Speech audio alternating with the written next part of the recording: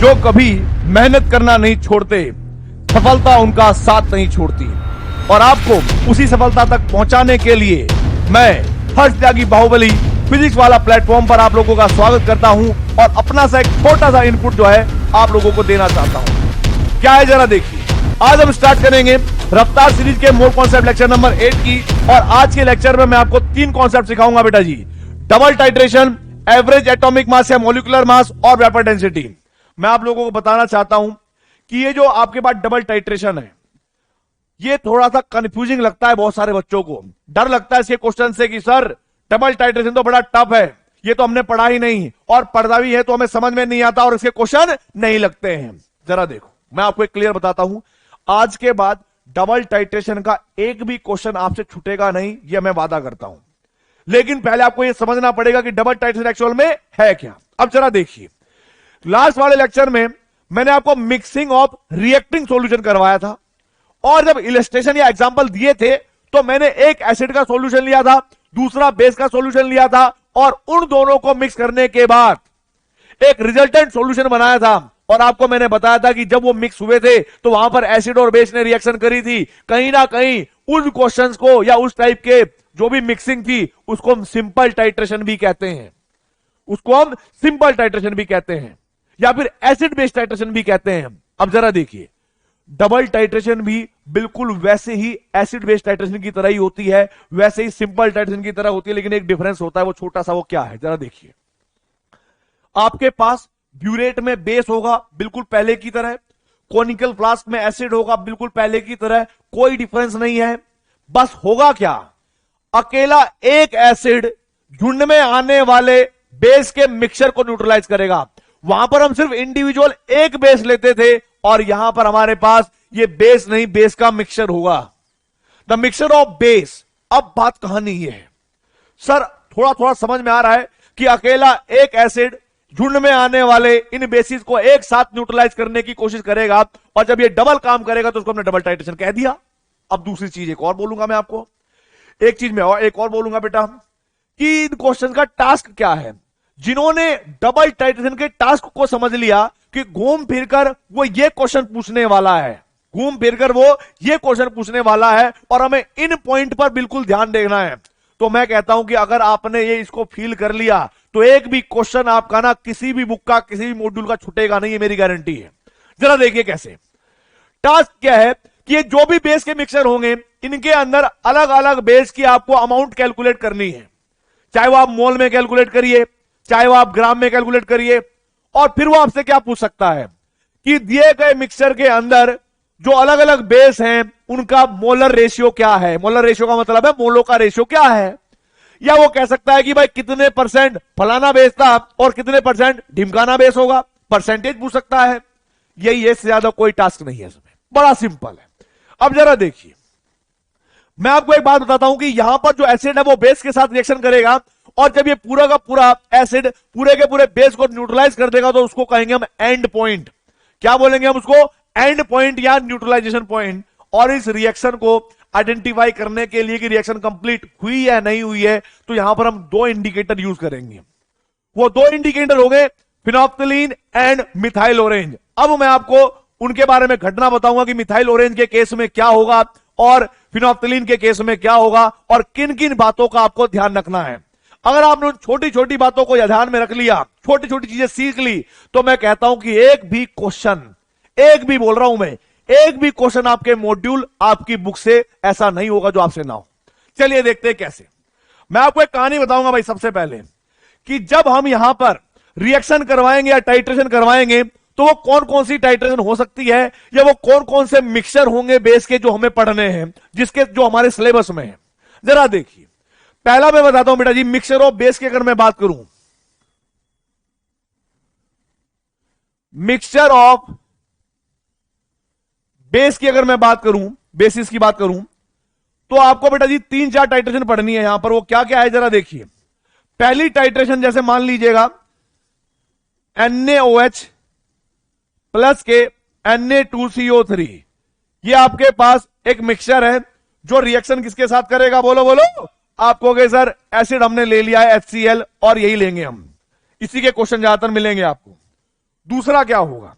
दूसरा देखिए बेटा जी, दूसरा क्या हो सकता है कि सर हो सकता है कि NaOH हो और साथ में दूसरा क्या हो, NaH सोडियम बाइकार्बोनेट ले लेते हैं और इसकी जो टाइट्रेशन हम करेंगे वर्सेज HCl के साथ करेंगे, ये बात क्लियर है।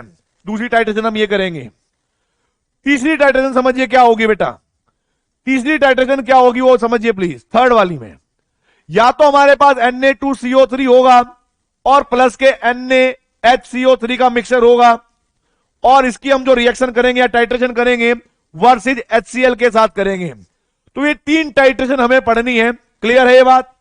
और हम अलग अलग इंडिकेटर की प्रेजेंस में करेंगे। अलग अलग इंडिकेटर की प्रेजेंस में करने से क्या होगा कि अलग अलग रिएक्शन का जो एंड पॉइंट है वो अलग अलग आता है, कलर जो है वो अलग अलग पॉइंट पे आता है। जरा देखिए, सबसे पहले मैं आपको बता दूं थोड़ी सी एक चीज कि भाई in presence of phenolphthalein indicator, क्या बोला मैंने, in presence of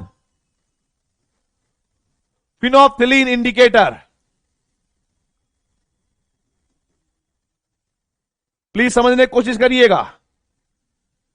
phenolphthalein indicator क्या करता है, अगर मान लीजिए आपके पास ये मिक्सचर है NaOH और प्लस Na2CO3 का और आप इसकी रिएक्शन करना चाहते हो HCl के साथ, तो क्लियरली है कि टाइट्रेशन में बेटा जी आपके HCl इन दोनों के साथ रिएक्शन करेगा, ठीक है, एक एंड पॉइंट आएगा। तो मैं आपको एक बात बता देता हूं, NaOH कंप्लीट न्यूट्रलाइज होता है HCl के केस में, ठीक है, लेकिन जो Na2CO3 है ये हाफ न्यूट्रलाइज होता है। मतलब ये Na2CO3 NaCl नहीं बनाएगा, सॉरी NaCl कह रहा हूं, आपके पास दो NaCl नहीं बनाएगा, एक NaCl बनाएगा और यहां पर बाइकार्बोनेट में कन्वर्ट होगा। तो जरा देखिए मेरे बच्चों, हम लोग जानते हैं कि अगर मान लो NaOH रिएक्शन करता है HCl के साथ इस रिएक्शन के अंदर, तो यहां पर बनेगा क्या, देश का शुद्ध नमक NaCl और साथ में H2O वाटर। यह बात क्लियर हो गई, यह बात क्लियर हुई। दूसरी चीज समझिए, जब हम Na2CO3 लेंगे तो Na2CO3 HCl के साथ रिएक्शन करेगा और यहां पर क्या बनेगा भाई, यहां पर बनेगा NaHCO3 सोडियम बाइकार्बोनेट, ठीक है, और साथ में यहां पर क्या बनेगा, बोलो बोलो, आप कहोगे सर एक बन जाएगा NaCl और प्लस के और बनेगा यहां पर क्या, NaCl हो गया, सोडियम बाइकार्बोनेट हो गया। आई थिंक क्लियर है, ये रिएक्शन होगी भाई, ठीक है, ये रिएक्शन होगी यहां पर, ध्यान से देखना, इस केस में रिएक्शन होगी।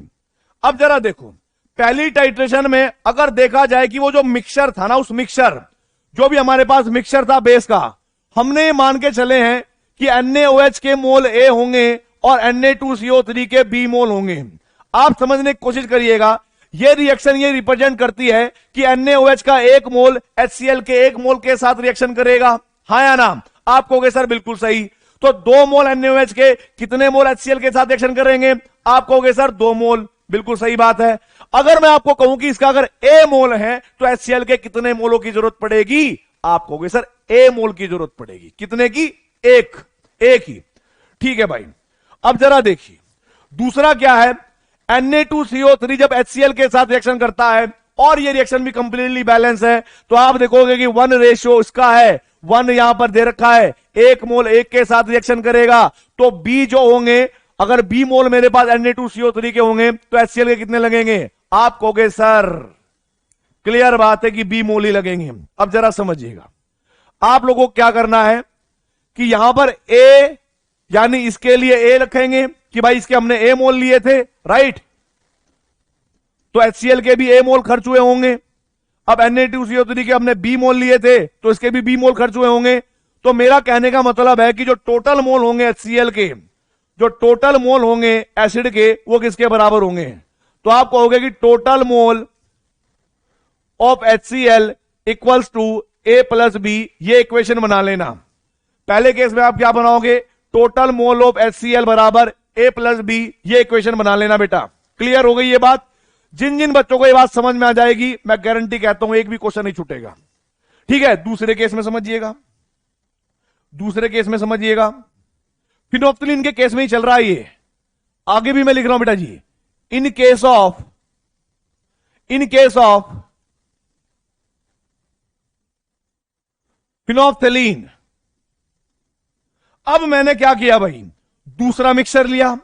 दूसरा मिक्सर क्या था, NaOH plus sodium bicarbonate NaHCO3 के, और हम रिएक्शन करवा रहे थे वर्सेस HCl।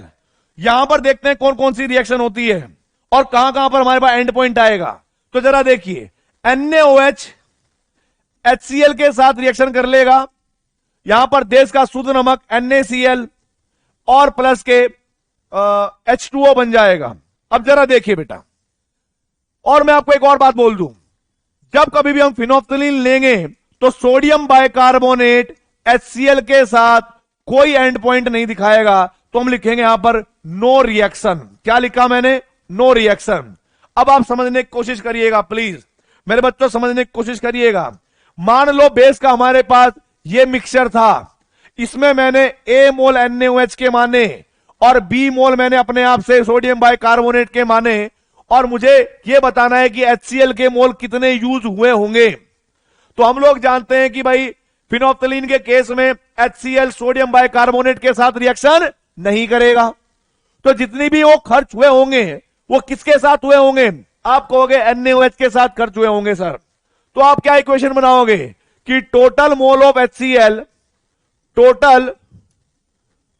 ऑफ HCl बराबर होगा मेरे पास कितने, A के बराबर होंगे। बस ऐसे नोट करना है आपको, ठीक है। ये दूसरी कंडीशन है।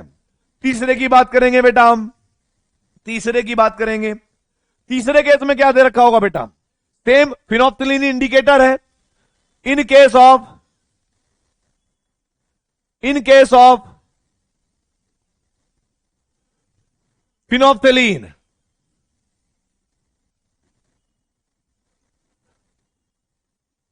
जरा देखिए क्या होगा। तीसरा मिक्सर हमने कौन कौन सा लिया था, तीसरा मिक्सर हमने लिया था कौन सा सर, Na2CO3 का और प्लस के सोडियम बाइकार्बोनेट का, और वर्सेस हम ले रहे थे किसके, HCl। मैंने आपको मोटा माटी एक बात समझाई थी कि जब कभी भी हम सोडियम बाइकार्बोनेट लेंगे और फिनोप्थिलीन इंडिकेटर होगा तो एंड पॉइंट जो होगा भाई इनके बीच में नहीं आएगा, यानी ये दोनों आपस में रिएक्शन नहीं करेंगे। ध्यान रखनी है ये बात। तो सिर्फ HCl किसके साथ रिएक्शन करेगा, Na2CO3 के साथ, और रिएक्शन क्या होगी, हाफ, यानी Na2CO3 अगर HCl के साथ रिएक्शन करता है तो यहां पर क्या बनेगा, NaCl और साथ में सोडियम बाइकार्बोनेट NaCO3, राइट। अब जरा देखिए, अगर ये इक्वेशन हुई है और मैं ये मान के चलता हूं कि भाई इन दोनों मिक्सचर में इनके जो मोल की रेशियो थी वो A और B थे, इसके मोल A थे, इसके मोल B थे, तो जब इसके A मोल रहे होंगे तो इसका एक स्टोकियोमेट्री इसके A के साथ एक्शन करेगा, तो A मोल कितने के साथ करेंगे, A के साथ। तो यहां पर आप लिखोगे जो भी हमारे पास टोटल HCl यूज होंगे, तो आप उसके लिए लिखोगे total HCl used till and point, वो हमारे पास हो जाएंगे A के बराबर। वो किसके बराबर हो गए, A के बराबर। ध्यान से समझनी है बात। अब मैं आपको फिर से समझाता हूं, एक बार फिर से बेटा जी लेके चलता हूं। क्या बोला मैंने आपको कि डबल टाइट्रेशन के अंदर एक एसिड होगा, मान लीजिएगा HCl है, ब्यूरेट के अंदर एक मिक्सचर होगा बेसिस का, बात समझ में आई।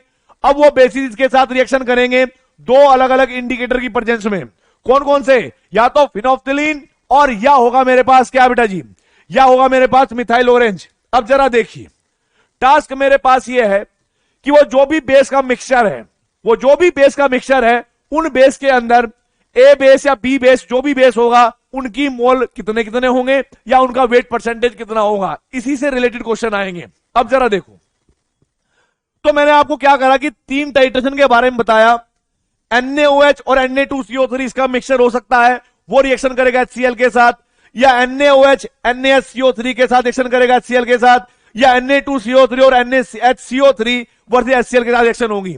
अब जरा देखो, दो अलग अलग कंडीशन में, कौन कौन सी कंडीशन में, जरा देखिए प्लीज समझिएगा यहां पर एक बार फिर से। अगर आप फिनोप्थिलीन इंडिकेटर लेते हैं,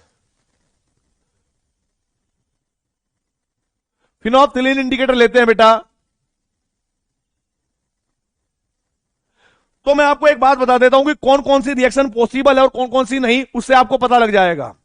भाई NaOH जो होगा वो तो कंप्लीटली रिएक्शन करता है, चाहे कोई भी इंडिकेटर हो आपके सामने। और रिएक्शन कौन सी होगी? NaCl और प्लस के H2O, राइट। और यदि बेटा सोडियम कार्बोनेट हुआ Na2CO3 और मैं HCl के साथ रिएक्शन करता हूं तो मेरे पास यहां पर क्या बनेगा?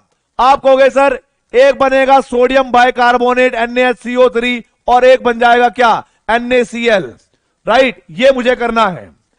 तीसरी कंडीशन मैं आपको बता दूं, अगर मेरे पास NaHCO3 रहा और वो कभी भी एसिड के साथ रिएक्शन करेगा तो आप ये मान लेना कि यहां पर कोई रिएक्शन नहीं होगी जब आप फिनोप्थिलीन इंडिकेटर के साथ इसका रिएक्शन करोगे। मतलब रिएक्शन होगी लेकिन एंड पॉइंट नहीं आएगा, ऐसे मान लेना। तीसरी कंडीशन देखिए जरा प्लीज।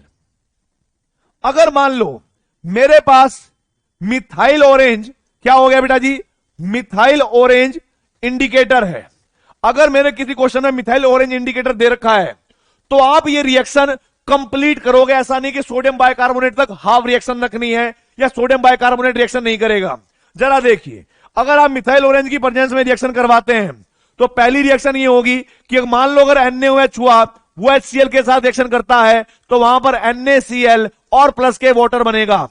दूसरा केस क्या होगा? अगर मैं यहां पर Na2CO3 HCl के साथ रिएक्शन करता है तो वहां पर इस बार दो NaCl के बनेंगे, प्लस के H2O बनेगा और प्लस के CO2 गैस बनेगी। ऐसे मान लीजिएगा बेटा। तीसरी कंडीशन समझिएगा, अगर मान लीजिए मेरे पास सोडियम बाइकार्बोनेट भी हुआ, वो भी इस बार एंड पॉइंट शो करेगा HCl के साथ।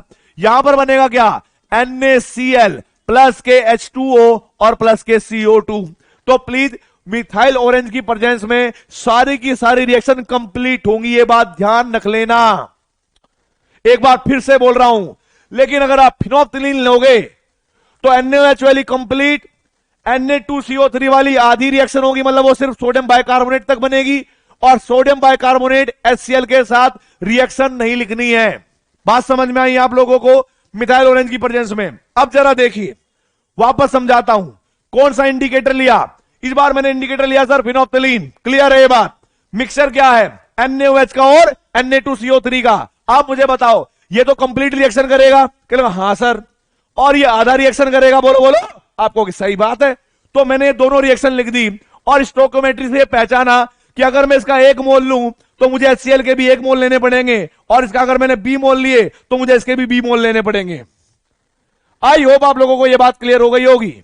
आप कहोगे सर बिल्कुल सही बात है, फिनोप्थिलीन के केस में समझ में आ गया। आगे देखो, आगे भी क्या है? फिनोप्थिलीन ही है। सोडियम बाइकार्बोनेट फिनोप्थिलीन के साथ रिएक्शन नहीं करेगा, और करेगा भी तो मतलब एंड पॉइंट नहीं आएगा। मेरा कहने का मतलब है एंड पॉइंट नहीं आएगा। तो आप यहां पर लिखोगे कि ये रिएक्शन आपको नहीं दिखानी है तो नो रिएक्शन। NaOH हुआ HCl के साथ तो आप रिएक्शन कंप्लीट लिख लोगे। आपने मिक्सचर में सपोज करा है, माना हुआ है कि A मोल अगर NaOH के होंगे या B मोल NaHCO3 के होंगे तो मैं ये बात समझता हूं कि एंड पॉइंट पर जो भी HCl यूज हुआ होगा वो कहीं ना कहीं NaOH के साथ ही हुआ होगा। तो मैंने NaOH के मोल के बराबर ही इसके मोल लिख दिए, क्योंकि मुझे पता है कि 1 मोल NaOH 1 मोल एसिड के साथ एक्शन करेगा, 2 मोल 2 के साथ करेगा, तो A मोल HCl के साथ एक्शन करेगा। तीसरी कंडीशन मैंने क्या बताई? फिनोप्थिलीन इंडिकेटर है। अगर मेरे पास मिक्सचर है Na2CO3 और NaHCO3 का और मैं इसकी रिएक्शन करवा रहा हूं HCl के साथ, तो आप समझने की कोशिश करिएगा। फिनोप्थिलीन के केस में सोडियम बाइकार्बोनेट तो रिएक्शन नहीं करेगा, कोई एंड पॉइंट नहीं आएगा इसके साथ। जो भी रिएक्शन होगी वो क्या होगी कि सोडियम कार्बोनेट HCl के साथ रिएक्शन करेगा, NaCl बनाएगा और NaHCO3 बनेगी। कंप्लीटली बैलेंस इक्वेशन है और ये रिएक्शन कहती है कि अगर 1 मोल Na2CO3 का लूं तो 1 मोल HCl का लेना पड़ेगा। और मैंने मान रखा है कि Na2CO3 A मोल है। कितने मोल है? A मोल। और तो मैं कहूंगा कि भाई अगर A मोल को रिएक्शन करनी पड़ी तो HCl के कितने मोल यूज होंगे? A। तो मैंने टोटल HCl यूज लिख दिया एंड पॉइंट तक A। ठीक है, ये इक्वेशन बनाना मैं सिखा रहा हूं आपको। आगे देखिए जरा। अब मैंने आपको क्या करा भाई? अब मैंने in presence of indicator change कर दिया है मैंने, और मैंने कौन सा लिया? मिथाइल ऑरेंज ले लिया बेटा। आपको याद होगा कि मिथाइल ऑरेंज की प्रेजेंस में सारी रिएक्शन कंप्लीट होंगी इस बार। कंप्लीट एंड पॉइंट पे आएगा। अब जरा देखो बेटा जी, समझिएगा जरा ध्यान से। मानो मेरे पास एक मिक्सचर है और वो मिक्सचर है NaOH प्लस के Na2CO3 का। बात समझ में आई? क्या बोला मैंने? NaOH और Na2CO3 का। आप मुझे एक बात क्लियर बताओ यार, अगर मैं इसकी रिएक्शन करवाता हूं HCl के साथ, तो HCl NaOH के साथ तो कंप्लीट रिएक्शन करेगा ही करेगा। तो आप रिएक्शन कौन सी लिखोगे? आप लिखोगे सर NaOH HCl के साथ रिएक्शन कर लेता है और यहां पर बनाएगा क्या? बोलो बोलो। आप कहोगे सर देश का शुद्ध नमक टाटा साल्ट NaCl और साथ में वाटर बन जाएगा। दूसरी कंडीशन देखिए, अगर मैं यहां पर Na2CO3 लेता हूं और मैं HCl के साथ रिएक्शन कराता हूं, तो मुझे HCl के इस बार 2 मोल लेने पड़ेंगे। तो मैंने यहां पर क्या लिखा भाई? मैंने यहां पर लिखूंगा 2NaCl प्लस के H2O और प्लस के CO2। आप मुझे बताइए, अगर मैं इसका 1 मोल लूंगा तो मुझे HCl के कितने मोल लेने पड़ेंगे? आप कहोगे सर 2 मोल लेने पड़ेंगे। अच्छा, अगर मैं इसको मान लेता हूं कि ये मेरे पास जो मिक्सचर है ना, इसमें A मोल NaOH के हैं और B मोल Na2CO3 के हैं। जब ये रिएक्शन करता होगा HCl के साथ, तो टोटल मोल्स ऑफ HCl जो होंगे, जो यूज हुए होंगे, वो किसके बराबर हुए होंगे? जरा प्लीज बताइए। आप कहोगे सर इसके साथ अगर इसका A मोल है तो इसका भी A मोल यूज हुआ होगा, तो यहां पर आप लिखोगे A। सर अगर इसके B मोल आपने माने हुए हैं तो HCl के 2B मोल यूज हुए होंगे। कितने मोल? 2B मोल, डबल हुए। तो मैं यहां पर लिखूंगा A प्लस के 2B। ये इक्वेशन बन गई। अभी सिर्फ आपको मैं समझा रहा हूं, हो सकता है कि समझने के लिए आप लोगों को थोड़ा कंफ्यूजन या प्रॉब्लम हो रही हो, लेकिन बेटा अगर थोड़ा सा सब्र रख लिया, थोड़ा सा पेशेंस रख लिया, तो मैं बता रहा हूं कि आप खुद देखोगे कि आपको कुछ क्वेश्चंस के जो सॉल्यूशन दे रखे हैं आपकी फेवरेट बुक्स में, इतने बड़े बड़े दे रखे हैं, ठीक है, 8 लाइनों के ले रखे हैं, वो कैसे 2 लाइन में खत्म होंगे? वो तभी हो पाएंगे जब आपको ये बात समझ में आएगी। ठीक है, तो अभी पूरा फोकस करके बात समझनी है आपको, कसम दे रहा हूं मैं ऑर्गेनिक केमिस्ट्री की और फिजिकल केमिस्ट्री की। इसके साथ साथ दोनों बर्बाद हो जाएंगी। इधर देखो, आगे बढ़ते हैं भाई, आगे देखो भाई, आगे बढ़ते हैं। तीसरी टाइटेशन का प्रयोग करते हैं हम कि सर ये बात तो समझ में आ गई, दूसरी बताइए। दूसरा मैंने क्या मान के चला हूं कि मान लो मेरे पास NaOH और NaHCO3 का मिक्सचर है, जिसमें मैंने, अगर मुझे पता नहीं है दोनों की अमाउंट का, तो मैंने अपनी तरफ से ही मान लिया, सपोज कर लिया कि A मोल इसके होंगे और B मोल इसके होंगे। आप समझ कर देखिए, अगर आप इसकी रिएक्शन करवाओगे किसके साथ? HCl के साथ। कब? इन प्रेजेंस ऑफ मिथाइल ऑरेंज। तो जरा देखो कौन सी रिएक्शन होगी कि जो आपके पास ये है, क्या बोलते हैं इसको? NaOH। ये तो कंप्लीट रिएक्शन करेगा ही, चाहे कोई भी हो। तो मैंने कहा कि NaOH ने HCl के साथ रिएक्शन करी भाई, क्या बना यहां पर? NaCl और साथ में H2O। बात समझ में आई कि नहीं? आप कहोगे सर बिल्कुल सही बात है। और यदि मैं NaHCO3 की बात करूं, तो मिथाइल ऑरेंज के केस में NaHCO3 भी HCl के साथ रिएक्शन कर लेता है और यहां पर बनाएगा देश का शुद्ध नमक टाटा सोल्ट NaCl और H2O और साथ में CO2।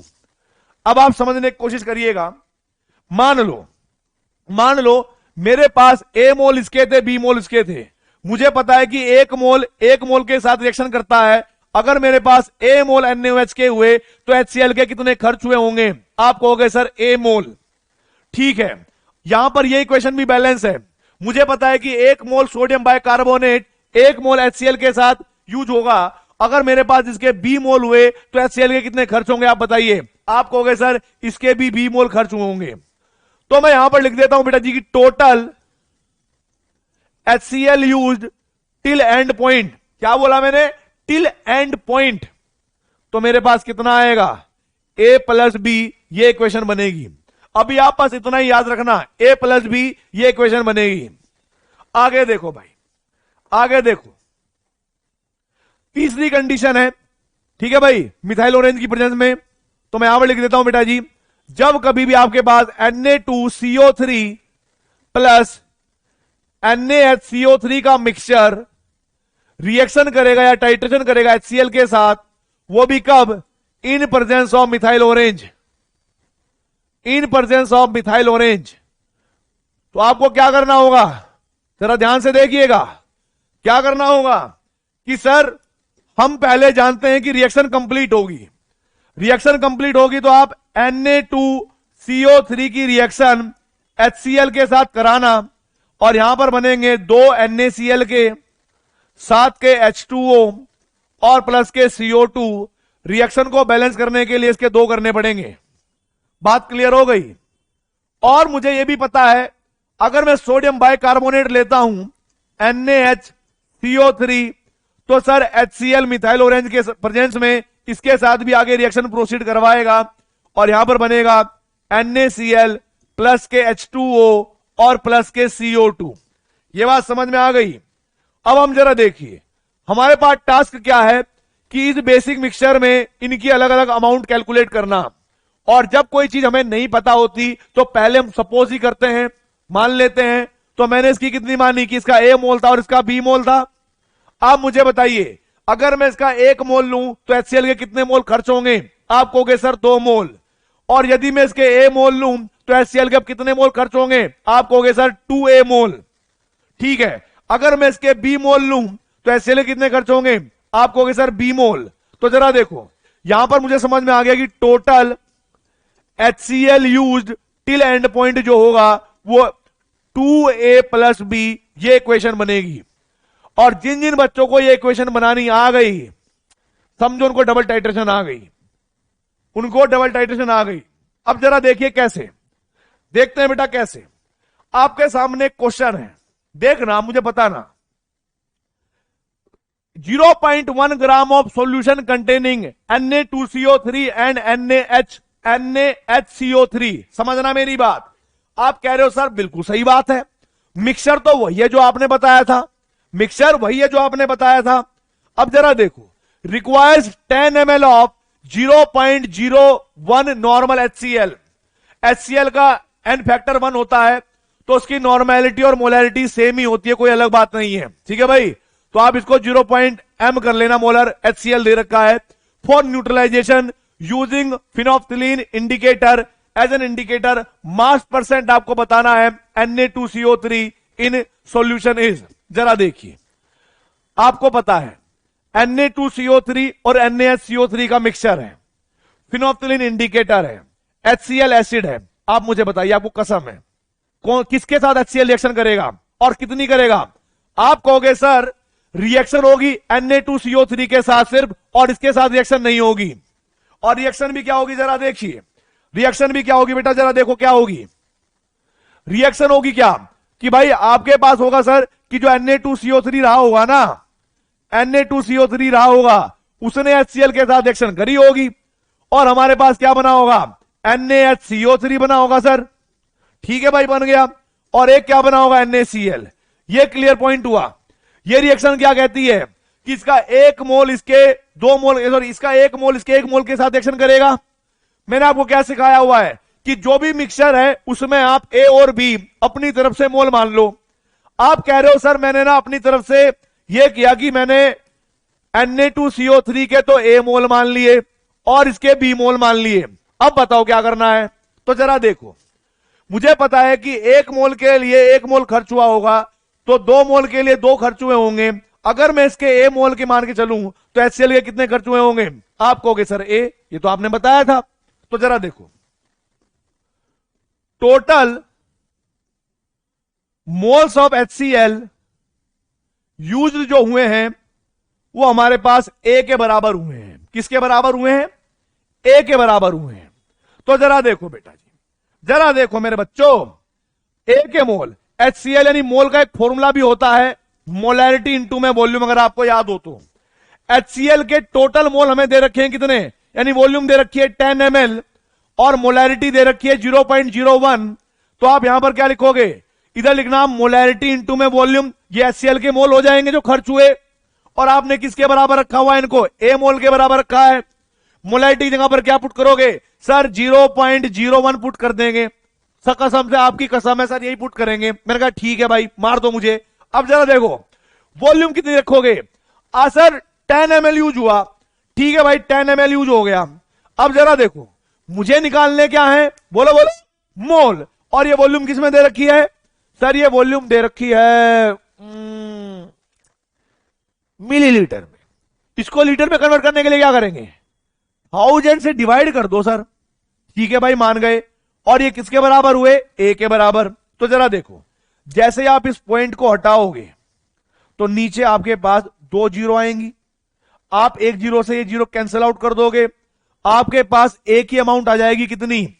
0.0001 मोल किसके आ गए? Na2CO3 के आ गए। किसके आ गए? Na2CO3 के आ गए। अब जरा देखो बेटा जी, आपके पास अगर Na2CO3 के मोल आ गए तो मैं आपको अमाउंट कैलकुलेट करना चाहता हूं वेट में।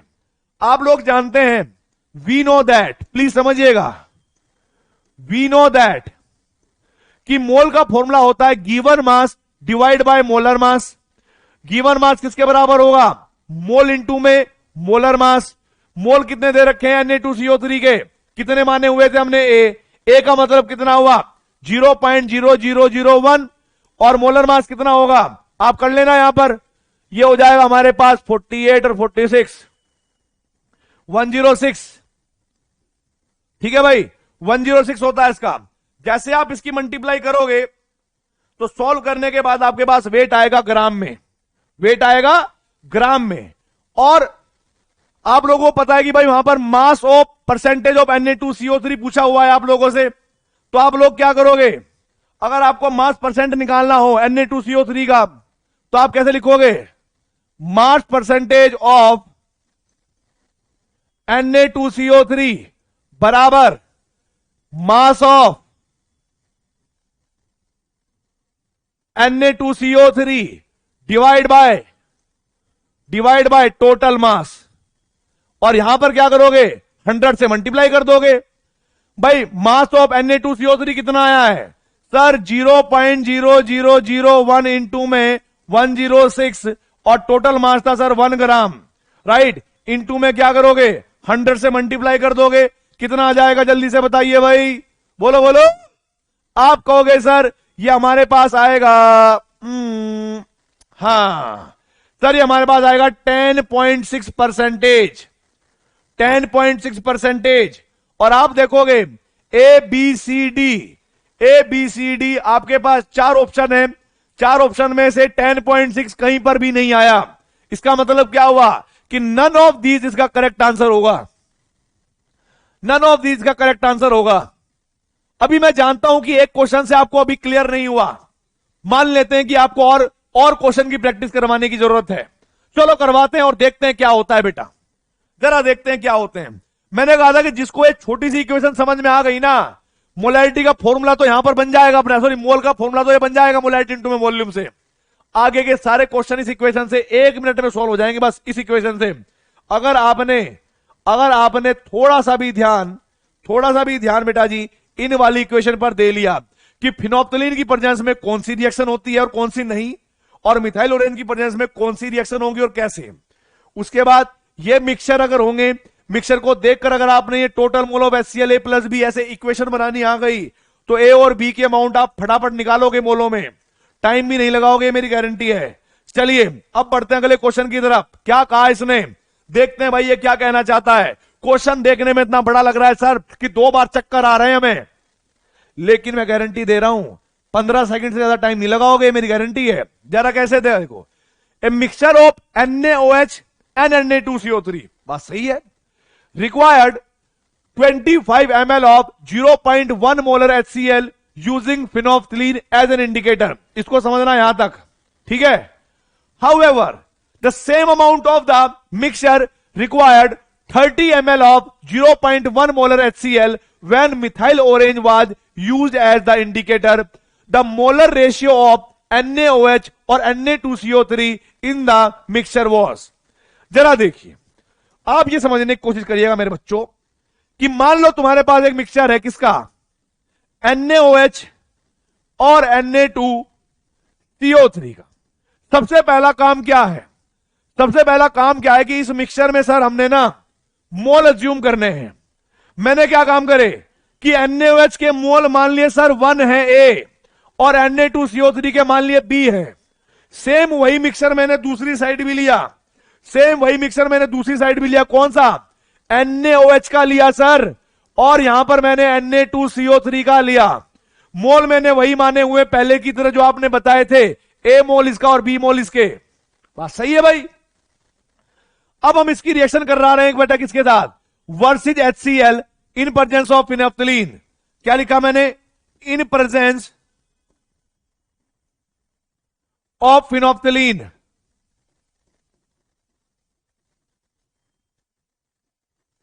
फिनोप्थिलीन, और यहां पर क्या कराएंगे? Versus HCl। क्वेश्चन को समझिएगा, और क्या लिखेंगे? इन प्रेजेंस ऑफ मिथाइल ऑरेंज। आप मुझे बस एक बात बताओ यार, यहां पर जो रिएक्शन होगी वो कौन सी होगी? आप कहोगे सर NaOH तो HCl के साथ कंप्लीट रिएक्शन करेगा। यहां पर रिएक्शन होगी कि NaOH HCl के साथ रिएक्शन कर लेगा और बनाएगा देश का शुद्ध नमक टाटा सोल्ट NaCl और साथ के वाटर। बना दिया। अब क्या होगा भाई इधर? अब बोलो। आप कहोगे सर होना क्या है, इधर हमारे पास जो Na2CO3 है ये आधी रिएक्शन करेगा Na2CO3 और HCl के साथ रिएक्शन क्या होगी? आप कहोगे सर यहां पर बनेगा NaHCO3 और साथ में NaCl। आप मुझे बताओ इस मिक्सचर के अंदर आपने कितने मोल NaOH के माने हुए हैं? आप कहोगे सर A मोल NaOH का माना हुआ है और B मोल आपने Na2CO3 के माने हुए हैं। अब आप मुझे एक बात बताओ बेटा कि अगर इसके A मोल रहे होंगे तो HCl के कितने मोल खर्च हुए होंगे? आप कहोगे सर A मोल ही खर्च हुए होंगे। अच्छा, इसके अगर B मोल खर्च हुए होंगे तो HCl के कितने खर्च हुए होंगे? आप कहोगे सर HCl के B मोल खर्च हुए होंगे। मैंने कहा ठीक है, लिखो, इक्वेशन बनाओ भाई कि A प्लस B बराबर हो गए total moles of HCl used. और मोल का फॉर्मूला क्या होगा भाई? बोलो बोलो। आप कहोगे मोलैरिटी इनटू में वॉल्यूम। तो यहां पर A प्लस B ये लिखा। मोलैरिटी कितनी दे रखी है HCl की बेटा जी? फिनोप्थिलीन के केस में 0.1 मोलर, और आपके पास वॉल्यूम कितनी दे रखी है? 25। तो आप क्या लिखोगे कि 0.1 मोलर, यानी जब आप MV मल्टीप्लाई करोगे तो A plus B equal to 0.1 into में 25 ml है। ये क्या है बेटा जी हमारे पास? ml। आप इसको 1000 से डिवाइड कर लेना तो क्या बन जाएंगे? मोल। ठीक है, ऐसा भी कर सकते हो, या मिली मोल में मानना चाहते हो तो बाद में मोल में कन्वर्ट कर लेना, आसान पड़ेगा और भी ज्यादा। तो मैंने अभी क्या माना हुआ है कि A plus B equal to क्या हो गए? 0.1 इंटू में 25। ये मेरे पास आ जाएगा कि A प्लस B बराबर हो गया मेरे पास 2.5।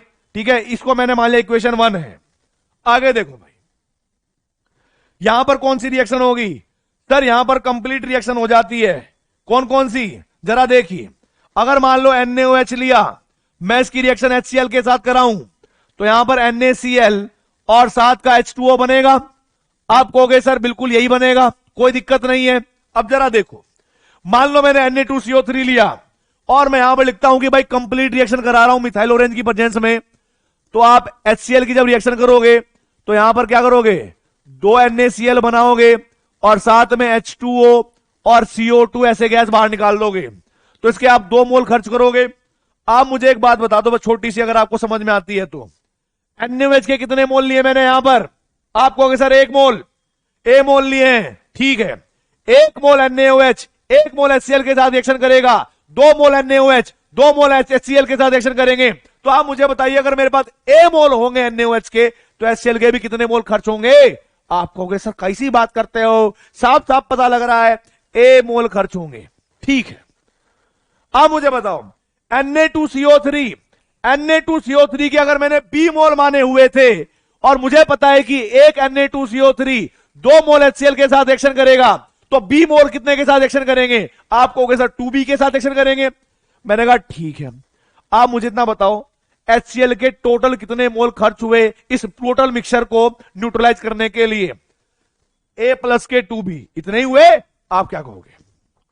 आप क्या कहोगे जरा देखो, इक्वेशन क्या बनाओगे?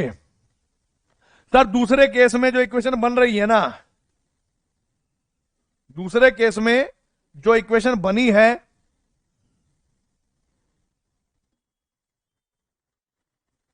वो ये बनी है सर, जरा देखिए कौन सी बनेगी कि सर A प्लस के 2B बराबर टोटल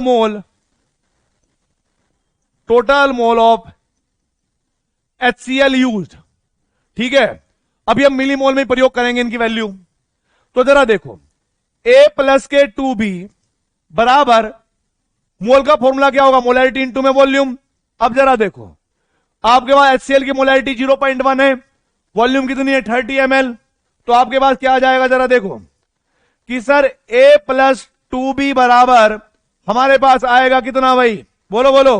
आप कहोगे सर 0.1 इंटू में 30, और ये हो जाएगा हमारे पास क्या कि A प्लस के 2B बराबर 3, और ये मिलीमोल के बराबर आ गए, क्योंकि वॉल्यूम हमने किस में लिया? मिलीलीटर में, और यहां पर भी क्या था? मिलीलीटर में लीज किया था। तो मेरे पास ये दो इक्वेशन आ गई बेटा जी, A और B। क्या आ गई मेरे पास? A और B, मतलब सॉरी फर्स्ट और सेकंड दो इक्वेशन आ गई। क्या करूंगा मैं कि मुझे A और B की वैल्यू पता लग जाए? बोलो बोलो। आप करोगे, बड़ा सिंपल तरीका होगा सर। कैसी बात करते हो? आप एक काम कर दीजिए, इक्वेशन 2 को 2 में से इक्वेशन 1 माइनस कर दीजिए। हम क्या लिखेंगे कि A प्लस के 2B इक्वल्स टू 3, और यहां पर लिखेंगे A माइनस के B इक्वल्स टू 2.5। अब जरा देखो बेटा, जब आप इसको सॉल्व करेंगे और आप इसको माइनस कर रहे होंगे, सॉरी A प्लस के B था ना, अगर आप इसको माइनस कर रहे होंगे तो आपको माइनस माइनस माइनस ऐसे करना पड़ेगा। आप देखोगे A प्लस का A माइनस का ही कैंसिल आउट होंगे, 2 B में से एक B गया तो B बचेगा। बोलो बोलो। आप कहोगे सर बिल्कुल सही। और ये कितना आ जाएगा? 0.5 मिलीमोल किसके आ गए? B के। ठीक है, अब मैं 0.5 B की वैल्यू किसी भी इक्वेशन में रख दूं तो A की वैल्यू कितनी आएगी? चलो मैं इस वाली इक्वेशन में रख देता हूं, put B in equation first. तो A बराबर आएगा बेटा मेरे पास कितना? 2 मिलीमोल आ गए। ठीक है, 2 मिलीमोल आ गए।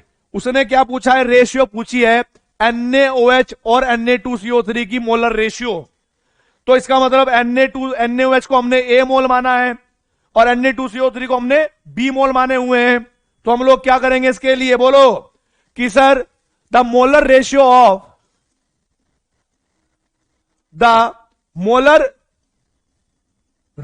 Of NaOH to Na2CO3 in the given mixture of base, given mixture क्या होगी बेटा? आप कहोगे सर वो बराबर होगी A बाय B, ये रेशियो होगी। A वैल्यू मेरे पास कितनी आई थी? 2, B कितनी आई थी? 0.5। सॉल्व कर लेना, आगे मैं बताऊंगा नहीं। B कितनी होगी? 0.5, और A आपके पास 2 है। ठीक है, दोनों के मिलीमोल से मिलीमोल कैंसिल आउट होंगे। सॉल्व करने के बाद आपको बताना है कि क्या आंसर आएगा। बाकी मुझे पता नहीं है बेटा क्या आना चाहिए। ठीक है, मेरा मैथ्स बड़ा खराब है, इसके बाद मैं आंसर नहीं निकल सकता।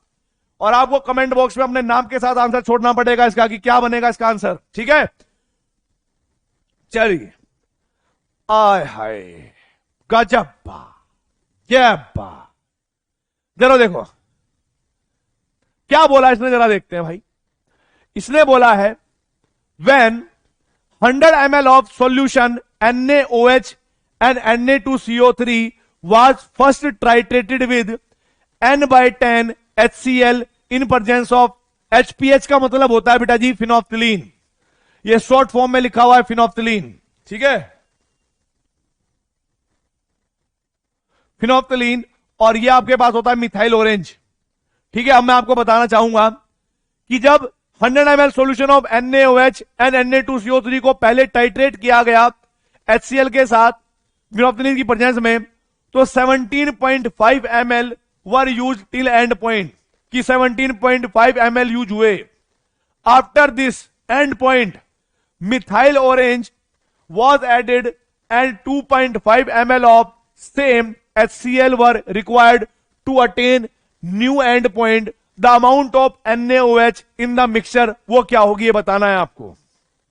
बढ़िया बात बोली है, बहुत बढ़िया बात बोली है। जरा देखिए क्वेश्चन को ध्यान से करेंगे। हमारे पास क्या है भाई, NaOH, प्लीज समझिएगा क्या होगा कि सर NaOH और Na2CO3 ये मिक्सचर है। मैंने कहा ठीक है भाई, मिक्सचर तो यही है। जब आप मिक्सचर मान लोगे तो मैंने आपको क्या बोला हुआ है कि जो भी मिक्सचर होगा उसमें सबसे पहले आप उनके मोल मान लो। कौन कौन से क्या क्या मोल मानोगे? आप कहोगे सर हमने इसके ए मोल मान लिए, इसके बी मोल मान लिए, और हम इसकी रिएक्शन करेंगे किसके साथ? HCl के साथ। कब? इन प्रेजेंस ऑफ बोलो, आप कहोगे सर एसिड। तो इन प्रेजेंस ऑफ HPH, HPH का मतलब फिनोप्थिलीन। तो कौन कौन सी रिएक्शन होगी बस मुझे इतना बताओ, कौन कौन सी रिएक्शन होगी मुझे इतना बताओ। आप कहोगे सर रिएक्शन होगी ये, NaOH HCl के साथ रिएक्शन करेगा, बनेगा क्या? NaCl प्लस के H2O और Na2CO3 प्लस HCl के बीच में रिएक्शन होगी और बनेगा क्या बेटा जी? NaHCO3 प्लस के H2O। तो यहां पर मैं आपको बताना चाहूंगा, मैं आपको एक बात बताना चाहूंगा कि इसके बाद हम लोग एक बात जानते हैं कि भाई अगर मैंने इसके ए मोल यूज करे तो HCl के भी ए मोल खर्च हुए, इसके अगर मैंने बी मोल माने हुए हैं तो HCl के भी बी मोल खर्च होंगे। तो आप लिखेंगे total moles of HCl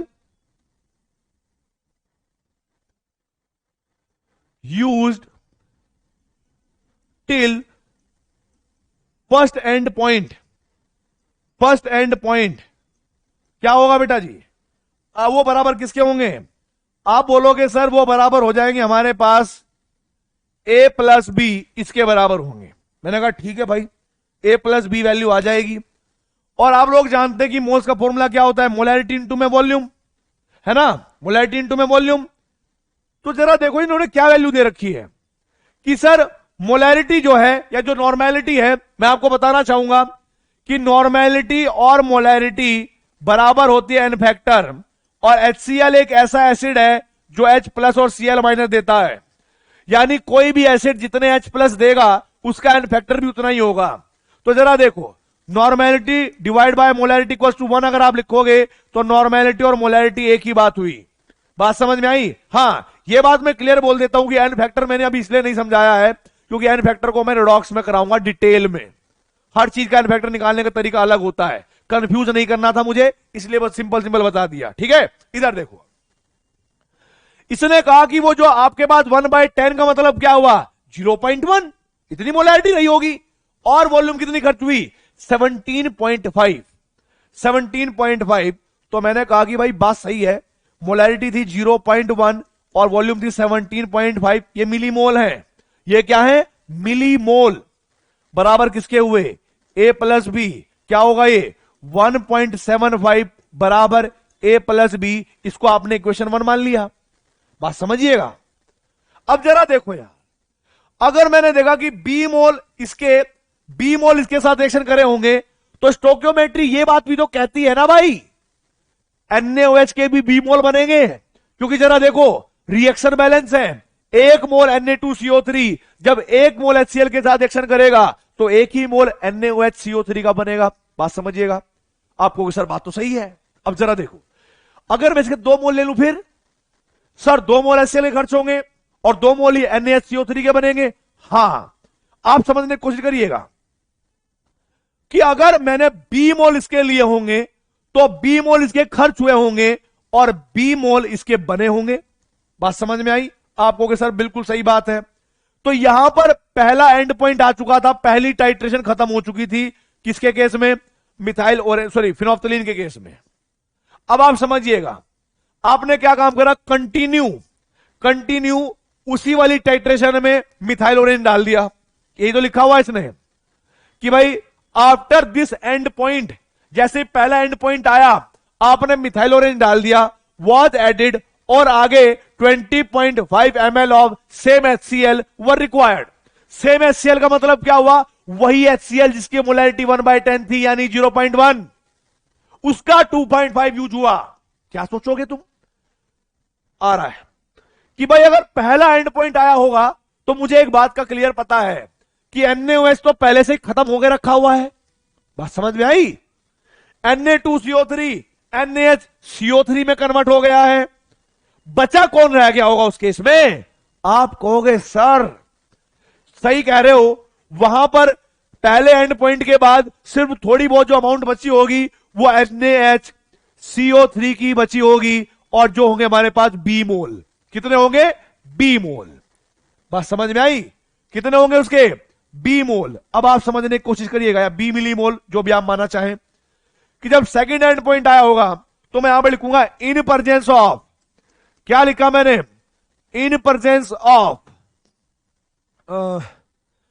methyl orange, in presence of methyl orange, क्या लिखेंगे भाई यहां पर? रिएक्शन क्या होगी कि सर मिथाइल ऑरेंज की प्रेजेंस में तो HCl सोडियम बाइकार्बोनेट के साथ भी रिएक्शन कर लेता है, और कौन सी रिएक्शन होगी? आप कहोगे सर NaHCO3 रिएक्शन करेगा HCl के साथ, बनेगा देश का शुद्ध नमक टाटा सोल्ट, और साथ में H2O और प्लस के CO2, ऐसा होगा सर। अब जरा देखो बेटा, रिएक्शन कहती है कि 1 मोल सोडियम बाइकार्बोनेट 1 मोल HCl के साथ रिएक्शन करेगा, तो भाई अगर दो, यहां पर 1 1 लिखा हुआ ना, इस बेसिस पे बोल रहा हूं मैं, तो 2 मोल कितने के साथ रिएक्शन करेंगे? आपको सर 2 के साथ करेंगे। 3 मोल कितने के साथ करेंगे? आपको सर 3 के साथ करेंगे। अरे भाई मेरे पास B मोल है, B मोल, तो B मोल कितने के साथ एक्शन करेंगे? आप कहोगे सर B मोल के साथ एक्शन करेंगे, और क्या? तो जरा देखो, B मोल के लिए B मोल खर्च हुए, तो मैं यहां पर कितना लिखूंगा भाई? जरा देखो, मैं यहां पर लिखूंगा कि टोटल मोल जो खर्च होंगे HCl के, वो इस बार B खर्च हुए। बात समझ में आई है तुम लोगों को? अब जरा देखो, और मुझे एक चीज और दे रखी है, मोल का एक फॉर्मूला होता है मोलैरिटी इनटू में वॉल्यूम बराबर B। मोलैरिटी वही एसिड था सेम, तो हम 1/10 ही मान के चलेंगे, या 0.1 ही मान के चलेंगे, और वॉल्यूम कितनी थी भाई? 2.5 ml, जो बाद में यूज हुई, तो मैं इसको लिख सकता हूं 0.1 इंटू में 2.5 बराबर B। इसको आप इक्वेशन 2 मान लेना, ठीक है भाई? B की वैल्यू यहां पर आएगी, फर्स्ट इक्वेशन में पुट करोगे, A की वैल्यू आ जाएगी। अब तुम्हें केमिस्ट्री की कसम है, फिजिकल केमिस्ट्री कसम है, तुम्हारी सारी केमिस्ट्री खराब हो जाएगी अगर तुमने आंसर नहीं निकाला तो। इस क्वेश्चन में यहां तक समझने के बाद आपको A और B की वैल्यू कैलकुलेट करने के बाद बताना पड़ेगा कि टोटल 100 ml के अंदर, टोटल 100 ml के अंदर कितना एसिड रहेगा, सॉरी कितना NaOH रहा होगा। यानी आप क्या करोगे? बोलो बोलो, आप क्या करोगे? NaOH के मोल निकाल लेना, मोल, ठीक है? तो भाई ये आपको रिएक्शन करनी थी ओवरऑल, और आपने ये देखा कि जब ये रिएक्शन पूरी कंप्लीट हो रही थी ना, पूरी की पूरी NaOH, तो आप जब A और B की वैल्यू निकालोगे तो आपको एक रिलेशन मिलेगा कि 17.5 और 2.5 ml जो यूज हुआ था एसिड का, वो आपके पास किसके साथ हो जाएगा भाई? A की वैल्यू निकालना है मोल की, ठीक है? तो यहां पर जब आपके पास मोल निकल जाएंगे, NaOH के मोलर मास से मल्टीप्लाई करोगे तो उसका वेट आ जाएगा ग्राम में, फिर आप बोलोगे कि 100 ग्राम में इतने मोल थे। क्लियर है कि नहीं? बोलो बोलो।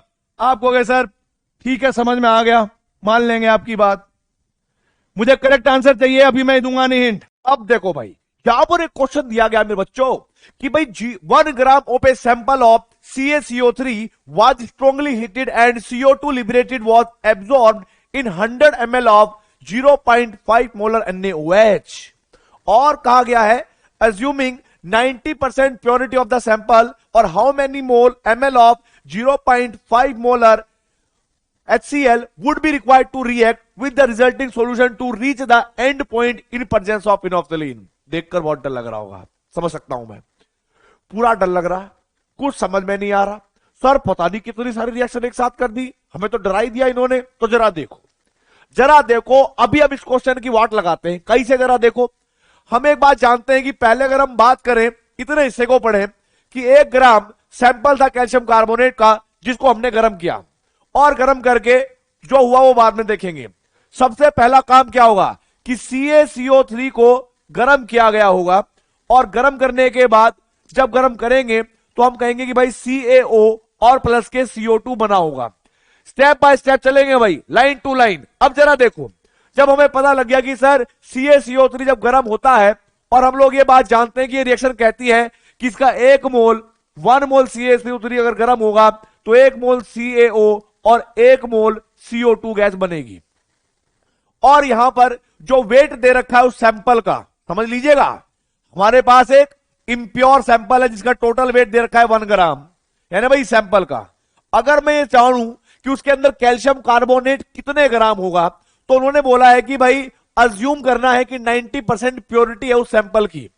तो जरा देखो, अगर हम ये कहें बेटा कि मेरे पास एक सैंपल है और उस सैंपल का जो टोटल वेट है वो 1 ग्राम है, और मुझे इसमें देखना हो कि भाई कैल्शियम कार्बोनेट का वेट कितना हो, तो जरा देखिए, वेट ऑफ कैल्शियम कार्बोनेट क्या होगा कि जो भी टोटल वेट होगा उसका 90% निकाल लो, तो कितना होगा, इंटू में 90 डिवाइड बाय 100, तो ये आ जाएगा 0.9 मोल आ जाएंगे, सॉरी 0.9 ग्राम आ जाएगा, प्लीज समझिएगा 0.9 ग्राम आ जाएगा।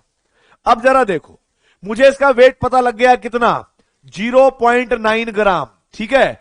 और मैं जानता हूं कि कैल्शियम कार्बोनेट का जो मोलर मास है, क्योंकि मैं कैल्शियम कार्बोनेट के क्वेश्चन सदियों से कराता आ रहा हूं कि 100 होता है, तो मैं क्या करूंगा भाई, sir given mass by molar mass वाला फॉर्मूला लिख दो और यहां पर 0.9 डिवाइड बाय 100 ऐसा कर दो। ठीक है भाई, मैंने ऐसा कर दिया, ये क्या आ जाएंगे मेरे पास मोल।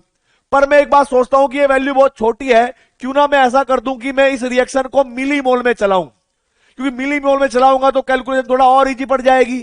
तो मैंने क्या काम करा भाई, इसकी 1000 से मल्टीप्लाई कर दी, और 1000 से मल्टीप्लाई करने पर आप लोग जानते हैं कि 1 जीरो से 2 जीरो से 2 जीरो कैंसिल, इसकी मल्टीप्लाई करोगे तो कितना आ जाएगा, 9 मिलीमोल। क्या है मेरे पास, 9 मिलीमोल। अब जरा देखो बेटा, स्टोक्योमेट्री क्या कहती है, स्टोक्योमेट्री कहती है कि सर अगर इसका 1 मिलीमोल डिकम्पोज हुआ होगा तो इसके 1 मिलीमोल बने होंगे, राइट। रुको रुको रुको, पहले बालों की सेटिंग करनी जरूरी है। हाँ अब ठीक है, अब देखो, हाँ तो बताइए 9 मिलीमोल को अगर मैं गर्म करूंगा तो यहां पर कैल्शियम कार्बोनेट सॉरी CO2 के कितने बनेंगे, आप कहोगे सर इसके भी 9 मिलीमोल बनने चाहिए। तो जरा देखिए, हम लोग जानते हैं मैथमेटिकल इक्वेशन के अकॉर्डिंग कि 1 मिलीमोल CaCO3 जब गर्म होगा तो 1 मिलीमोल CO2 गैस बनेगी। भाई बिल्कुल बात क्लियर है। और मुझे पता है कि इसके 9 मिलीमोल थे, तो 9 मिलीमोल अगर बेटा जी गर्म हुए होंगे कैल्शियम कार्बोनेट के, तो हमें पता है कि भाई 9 मिलीमोल किसके बने होंगे, आप कहोगे CO2 के। अब ये जो CO2 निकली उसको एब्जॉर्ब किसने कर लिया, NaOH ने। तो जरा देखिए, प्लीज देखिए, NaOH भैया आए, उन्होंने CO2 को एब्जॉर्ब कर लिया, और मैं आपको बताऊं CO2 को जब NaOH एब्जॉर्ब करेगा ना तो यहां पर क्या बनाएगा, Na2CO3 सॉरी NaHCO3 ये बनाएगा। समझिएगा, जब आपके पास NaOH CO2 को एब्जॉर्ब करेगा तो ये बनाएगा। यहां से मुझे एक बात का पता लगा कि अगर मैं इस रिएक्शन को कराऊं और ये बैलेंस इक्वेशन है, तो मुझे पता है कि इसका 1 मिलीमोल NaOH के 1 मिलीमोल के साथ रिएक्शन करना चाहता है, और रिएक्शन करने के बाद 1 मिलीमोल NaHCO3 का बनाना चाहता है, ऐसा हमने मान लिया। अब आप समझिएगा प्लीज प्लीज बेटा, एक बात बताओ, हमारे पास जो गिवन डेटा है, गिवन डेटा के हिसाब से जो हमने कैलकुलेट करा है, भाई CO2 के कितने मिलीमोल आए थे, आप कह रहे सर 9 मिलीमोल थे, ठीक है। आप NaOH के जरा देखो, NaOH की मोलैरिटी दे रखी है, NaOH की मोलैरिटी दे रखी है 0.5 मोलर, और वॉल्यूम कितनी दे रखी है 100 ml। आप लोग जानते हैं कि मोल का एक फॉर्मूला होता है, मोल बराबर क्या होता है, मोलैरिटी इनटू में वॉल्यूम, ठीक है। तो आप लोग ऐसे भी लिख सकते हो कि सर मोल का फॉर्मूला हो जाएगा मोलैरिटी इनटू में वॉल्यूम। मोलैरिटी कितनी थी 0.5, वॉल्यूम कितनी थी 100 ml, तो हमारे पास कितना आएगा 50 मिलीमोल। रिएक्शन ऐसे होगी। अब जरा इस रिएक्शन को देखते हुए हमें एक बात पता लग गई सर कि 1 मिलीमोल CO2 रिएक्शन करना चाहती है 1 मिलीमोल NaOH के साथ, समझिएगा ध्यान से। अब मुझे बताओ CO2 के कितने मिलीमोल थे, तो आप कहोगे सर 9 मिलीमोल थे। ठीक है, तो आप मुझे बताइए कि 9 मिलीमोल CO2 को रिएक्शन करने के लिए कितने मिलीमोल NaOH की आवश्यकता पड़ेगी। आप कहोगे सर 9 से मल्टीप्लाई इधर कर दो और 9 से मल्टीप्लाई उधर कर दो, तो मेरे पास क्या आएगा 9 मिलीमोल ऑफ NaOH। अब जरा देखो बेटा, हमने देखा कि रिएक्शन में NaOH के 50 मोल है, 50 मिलीमोल है। जरूरत हमें किसकी है, NaOH की, सॉरी 9 मिलीमोल की। तो भाई ऐसा रहा होगा कि NaOH की जो अमाउंट है वो ज्यादा होगी। क्या होगी, ज्यादा एक्सेस में होगी। तो जरा देखो, जरा देखो, जरा देखो मेरे बच्चों, देखो हम कहेंगे कि ये हमारे पास क्या हो गया एक्सेस में, और CO2 खत्म हो गई तो CO2 क्या हो जाएगी लिमिटिंग रिएजेंट। बोलो हाँ या ना। आप कहोगे सर यहां तक तो हमें समझ में आ गया है। अब क्या हुआ होगा, आप ये देखो कि जब ये रिएक्शन हुई होगी तो NaOH के कितने मिलीमोल, NaOH के कितने मिलीमोल बच गए होंगे। ठीक है, चलो देखो भाई, लेफ्ट इधर लिख रहा हूं मैं, इधर इधर देखो भाई, इधर इधर इधर, अरे कहां गया, इधर इधर देखो भाई, इधर लेफ्ट,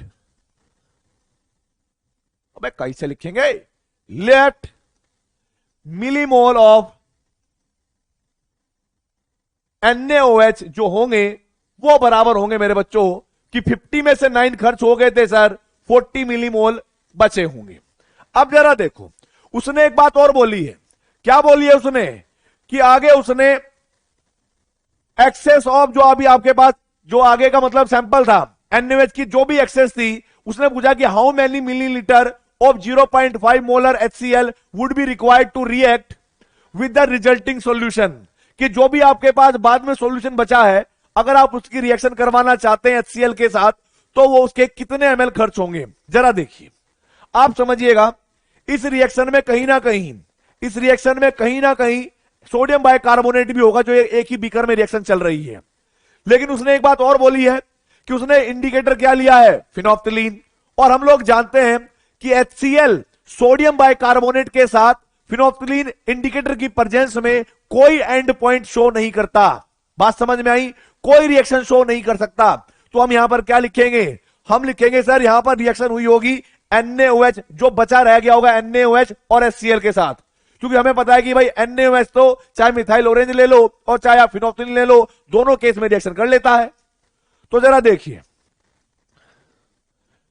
इन प्रेजेंस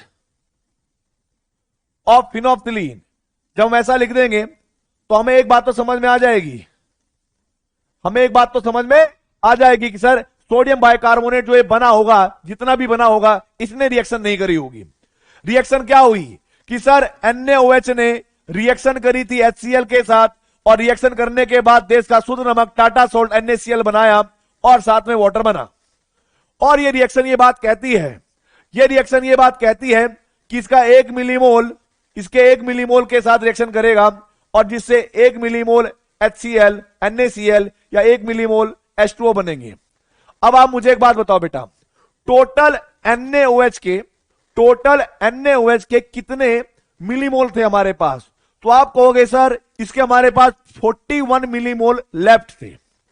अब मुझे आप एक बात बताओ, जितने मिलीमोल इसके उतने मिलीमोल इसके भी होंगे, फिर भी यही होगा। याद करो डबल टाइट्रेशन के केस में अगर आपके पास कोई ऐसा मिक्सचर है जिसमें NaOH भी हो और सोडियम बाइकार्बोनेट भी हो और फिनोप्थिलीन इंडिकेटर हो, तो टोटल वॉल्यूम या टोटल जो भी मोल होते हैं HCl के, वो कितने होते हैं भाई। उस मिक्सचर में अगर आपने इसके A मान लिए, इसके B मान लिए, तो आप इसी को मानते हो कि भाई A होंगे सर, राइट। तो आप लोग क्या करेंगे भाई, आप मानोगे कि टोटल HCl जो यूज हुआ होगा वो इसके मोल के बराबर हुआ होगा, यानी 41 मिलीमोल के बराबर हुआ होगा। और हम लोग जानते हैं कि मोल का एक फॉर्मूला भी होता है, मोलैरिटी इनटू में वॉल्यूम, और बराबर होगा 41। आप जरा देखिए, ये जो HCl इसकी मोलैरिटी कितनी है 0.5, और यहां पर वॉल्यूम कितनी है इसकी आपको निकालनी है। तो आप यहां पर लिखोगे 0.5 इंटू में वॉल्यूम इक्वल्स टू 41, और जैसे आप सॉल्व करोगे तो आपके पास आएगा 82 ml। कैसे, क्योंकि देखो ये जो वैल्यू है ये हमारी मिलीमोल में है, तो वॉल्यूम किस में आएगी, ml में। अब जरा देखो भाई, चेक करके देखो कि ABCD में से कौन सा ऑप्शन करेक्ट है। आप कहोगे सर ये क्वेश्चन तो टफ था, लेकिन अगर हम इसकी प्रैक्टिस कर लेना अच्छे से और समझ लें कि बाद में जाके वो एक मिक्सचर ही बन रहा है दो बेस का, जिसमें एक होगा सोडियम बाइकार्बोनेट जो कि फिनोल्फथालीन इंडिकेटर की प्रेजेंस में रिएक्शन शो नहीं करेगा। दूसरा है NaOH जो कि बचा हुआ था। ठीक है, पहले थोड़ा सा लिमिटिंग रेंज वाला कॉन्सेप्ट चलेगा, बाद में हमें पता लग जाएगा कि बाद में एक मिक्सचर बन रहा है NaOH का और सोडियम बाइकार्बोनेट का। आपको पता लग जाएगा कि सर NaOH ने रिएक्शन करी होगी HCl के साथ, और जितना भी HCl खर्च हुआ होगा ना वो NaOH के मोल के बराबर रहा होगा, जैसे हम A के बराबर करते थे वहां पे, बस वही करना है। आपका करेक्ट आंसर आएगा बेटा जी C फॉर चेन्नई, और आप इसको टिक करके आगे बढ़ जाओगे। ठीक है भाई, चलो चलो जल्दी से नोट करिए, जल्दी से नोट करिए। अब देखो भाई, अब हम पढ़े हैं एक नए कॉन्सेप्ट की तरफ जिसका नाम होगा डेंसिटी एंड वेपर डेंसिटी। इधर देखो, डेंसिटी का बड़ा खतरनाक फॉर्मूला है, जो तुम भूल जाते हो वो क्या होगा, मास बाय वॉल्यूम। ठीक है, ये याद करना था बस। और वेपर डेंसिटी का मतलब क्या, थोड़ा समझने की कोशिश करिएगा। आपके पास कोई भी मैटर होगा, कोई भी मैटर, ठीक है भाई, अगर वो गैस में है तो वेपर डेंसिटी क्या होती है, प्लीज समझने की कोशिश करिएगा।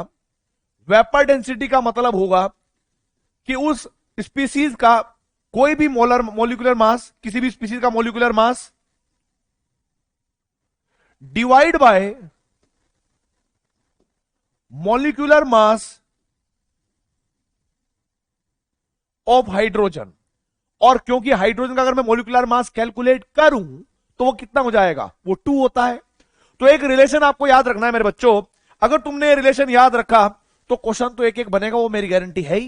क्या, vapour density equals to molecular mass का मतलब क्या हुआ कि सर किसी भी कंपाउंड का मोलिकुलर मास, और मोलिकुलर मास ऑफ H2 कितना रहा होगा 2, तो मैं यहां पर क्या करूंगा 2 के साथ ये रिलेशन बना लूंगा कि वेपर डेंसिटी का मतलब है कि कोई स्पीसीज है ना भाई, चाहे वो गैसियस स्टेट में हो, उसके मोलिकुलर मास को अगर आप 2 से डिवाइड कर दे तो वो आ जाएगा हमारे पास वेपर डेंसिटी। ठीक है, ये बात ध्यान रखनी है। अब मैं आपको एक बात समझाना चाहता हूं, और जिसका नाम होगा average atomic mass and molecular mass. बहुत सारे बच्चे कंफ्यूज रहते हैं कि सर ये जो एवरेज मोलर मास है या एवरेज एटॉमिक मास है, इसको कैसे कैलकुलेट करें। मैं आपको एक बात बताता हूं, आपको एक बात पता है कि अगर मान लो मेरे पास एक मिक्सचर है, क्या है बेटा जी, मेरे पास एक मिक्सचर है, बहुत सारा मिक्सचर है, और उस मिक्सचर में A प्लस B और प्लस C 3 चीज है।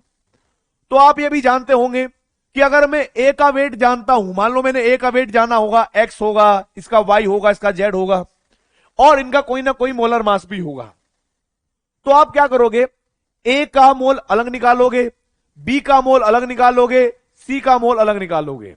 या फिर ऐसा हो आपके सामने कि A का वेट दे रखा हो, A का आपको मोल दे रखे हो, और फिर आप mole equal to given mass by molar mass वाला फॉर्मूला यूज करके आप इसका मोलर मास निकाल लो। A का अलग निकाल सकते हो, B का अलग निकाल सकते हो, C का अलग निकाल सकते हो। कहानी कुछ और है। एवरेज मोलिकुलर मास या एवरेज एटॉमिक मास बिल्कुल डिफरेंट कहानी, वो क्या है जरा समझिएगा।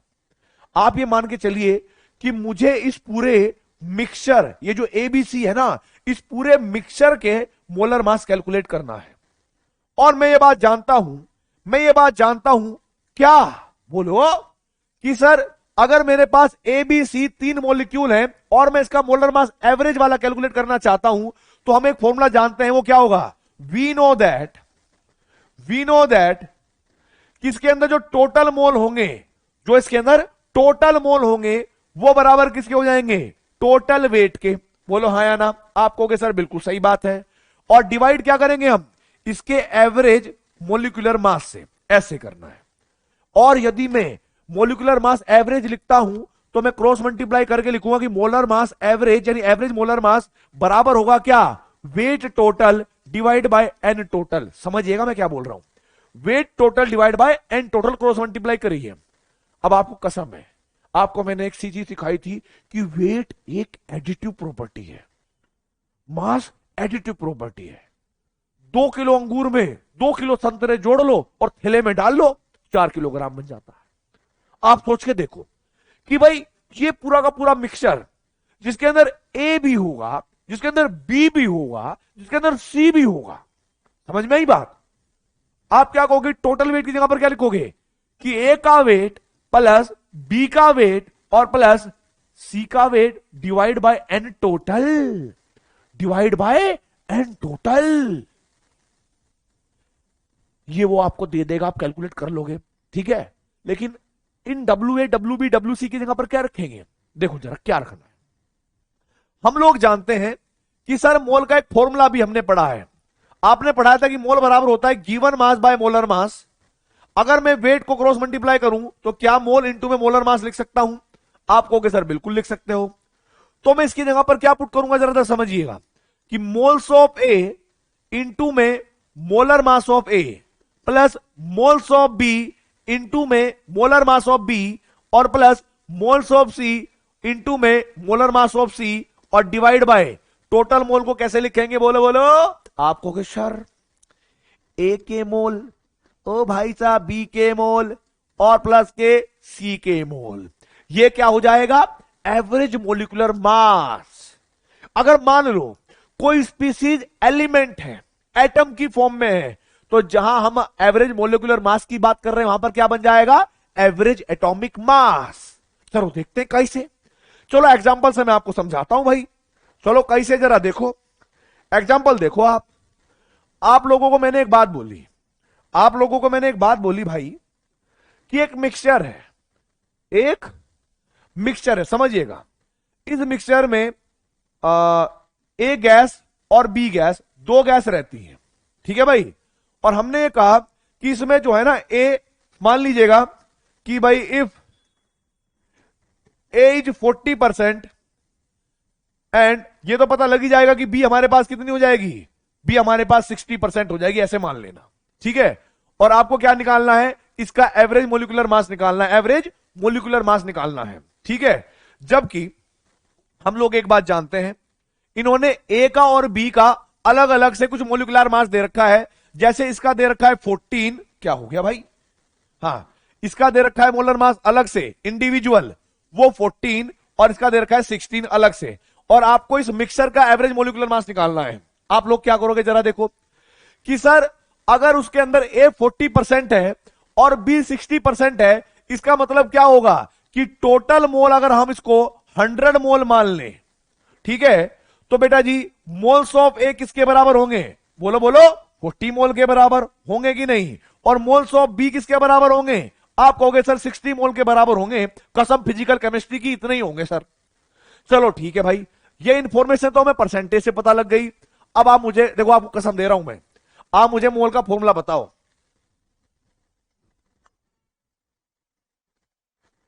अभी श्राप दे दूंगा, जल्दी बताओ। चैट बॉक्स में लिख देना, अभी से बता रहा हूं मैं तुम्हें। क्या लिखोगे तुम? आप लिखोगे sir mole equals to given mass by molar mass, ठीक है। मुझे इस पूरे मिक्सचर का निकालना है, तो जहां पर आप फॉर्मूला लगाओगे तो क्या लिखोगे? एन टोटल, वेट टोटल और मोलर मास क्या हो जाएगा? एवरेज, क्योंकि आप किसी इंडिविजुअल का नहीं निकाल रहे हो, टोटल का निकाल रहे हो। तो जब आप क्रॉस मल्टीप्लाई करोगे तो मोलिकुलर मास एवरेज क्या लिखोगे कि sir total weight divide by total मोल। और टोटल वेट का मतलब क्या हुआ? सर ए का वेट और प्लस बी का वेट और डिवाइड बाय टोटल मोल। अब जरा देखिए मेरे बच्चों, मेरे लाल, इधर देखो। आप लोग जानते हैं कि इसका मोलर मास हमें दे रखा है, ठीक है भाई। हमें अगर इसका वेट निकालना हो तो कैसे निकालेंगे? जरा ध्यान से समझिएगा कि सर मोल का फॉर्मूला होता है given mass by molar mass. Cross multiply करोगे तो वेट किसके बराबर आएगा? मोल इनटू में मोलर मास के बराबर आएगा। बोलो हाँ या ना? आपको सर बिल्कुल सही बात है, ठीक है। अब जरा देखो, मेरे को देखो, इसकी जगह पर क्या लिखूंगा? मोल्स ऑफ ए इंटू में molar mass of A plus moles of B into में molar mass of B divide by total mole कितने थे? जल्दी बताओ, जल्दी से देख के बताओ। आपको सर 100, तो भाई मैंने यहां पर क्या रख दिया? 100 रख दिया। वैल्यू पुट कर लो चुपचाप कि मोल्स ऑफ ए कितने माने थे हमने? ए के मोल कितने होंगे? बोलो 40। इसका मोलिकुलर मास कितना दे रखा है already? 14 plus moles of B कितने हो जाएंगे? 60। मोलिकुलर मास ऑफ बी कितना दे रखा है? 16। और डिवाइड करोगे आप इसको 100 से, तो भाई कसम फिजिकल केमिस्ट्री की, इतनी बात याद रख ली ना, एवरेज मोलिकुलर मास भी निकाल लोगे, एवरेज एटॉमिक मास भी निकाल लोगे। एवरेज मोलिकुलर मास निकालते हुए ये बात समझ लेना कि मिक्सचर क्या होगा, मिक्सचर अलग अलग गैस का हो सकता है। एवरेज एटॉमिक मास निकालते हुए क्या होगा कि एक ही एटम के अलग अलग आइसोटोप हो सकते हैं, बस, इससे ज्यादा नहीं, इससे ज्यादा नहीं। जरा देखिए, अगले क्वेश्चन को समझाऊंगा मैं, ठीक है भाई। पहले तो मैं डायरेक्ट आपको एक बात बता दूं, एक सिंपल क्वेश्चन है। तो vapour density of ozone is, ओहो, वेपर डेंसिटी हम लोग जानते हैं कि वेपर डेंसिटी बराबर होती है मोलिकुलर मास डिवाइड बाय 2, यही मैंने आपको सिखाया। अगर मैं ओजोन का 4O3, अगर मैं इसका मोलर मास कैलकुलेट करूं बेटा, तो किसके बराबर आएगा? आप कहोगे 3 इंटू में एटॉमिक मास ऑफ ऑक्सीजन, यानी 3 इंटू में 16 इक्वल्स टू 48। आप वैल्यू यहां पर पुट कर दीजिए, क्या होगा? 48 divide by 2 equals to 24 vapour density आ जाएगी। चेक कर लेना, A for Anarkali, tick answer है यही, है ना। ये तो बड़ा सिंपल है। कहानी देखो आगे, कहानी देखो आगे क्या कह रहा है ये। अरे सर पता है, चले जैसे हवाएं सनन सनन, आसपास में जो चल रही है उस वाली हवा में मैंने पाया ऑक्सीजन और नाइट्रोजन बहुत थी सर, इन विच ऑक्सीजन 20% है बाय मोल, साफ साफ दे रखा है बाय मोल 20% है, and N2 is present 80 mole by mole. इसने पूछा है कि जो हवा हमारे आसपास चल रही है, बह रही है, प्यारी सी हवा, उसका एवरेज मोलिकुलर मास क्या होगा? आप मुझे बताइए। मिक्सचर है मेरे पास सराउंडिंग में, ठीक है भाई, सराउंडिंग में। ऐसे मान लीजिएगा, देखो एक खतरनाक चीज बताता हूं तुम्हें आज, किसी को बताना मत ये, ठीक है। इधर देखो, ये वो एटमॉस्फेयर है यहां पर नाइट्रोजन और ऑक्सीजन रहती है, और हम लोग जानते हैं कि नाइट्रोजन के मोल अगर 80% है तो मतलब हमने मान लिया कि 80 मोल होंगे, और O2 के कितने होंगे? आप कहोगे सर O2 हमारे पास 20 मोल होगा सर, ये हमने मान लिया, ठीक है भाई। और दोनों को मिलाओगे तो 100 मोल बन गए। ये बात समझ में आई? दो अलग अलग गैस हैं। अगर मैं इसके लिए एवरेज मोलर मास की बात लिखूं तो मोलिकुलर मास एवरेज बराबर क्या होगा? टोटल वेट इंटू में टोटल मोल, राइट। और फॉर्मूला क्या बनेगा? टोटल वेट का मतलब क्या हुआ sir? Weight of N2 plus weight of O2 divide by total मोल, आप ऐसे कर दो, ठीक है। और आप लोग ये भी जानते हैं कि वेट का फॉर्मूला होता है मोल इंटू में मोलर मास। तो जरा देखिए, मोल ऑफ N2 इंटू में molar mass of N2 plus moles of O2 into में मोलर मास ऑफ O2 और एक का हो गया divide by total mole.